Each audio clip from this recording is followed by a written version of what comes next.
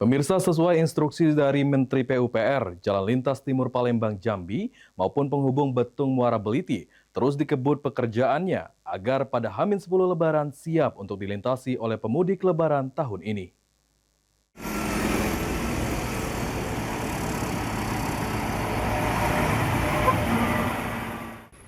Disampaikan oleh Kepala Satker 1 Balai Besar Jalan Nasional 5 Sumatera Selatan, saat ini tim di lapangan terus melakukan persiapan maksimal agar jalan nasional yang akan dilalui oleh pemudik benar-benar siap untuk dilintasi.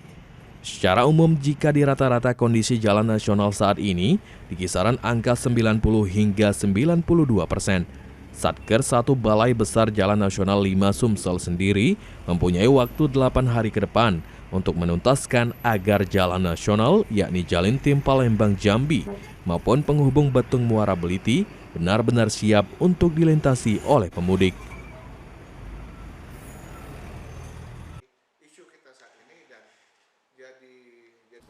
Alfredo memastikan jika H-10 Lebaran seluruh pengerjaan selesai dan jalan nasional siap dilintasi pemudik. Di lapangan secara keseluruhan bahwa mulai dari beberapa PPK kami sudah persiapan maksimal. Sekarang ini kalau di rata-rata itu antara 90-92%. Kami masih punya waktu sekitar 8 hari lagi untuk menuntaskan kegiatan penutupan lubang-lubang yang ada di ruas jalan nasional.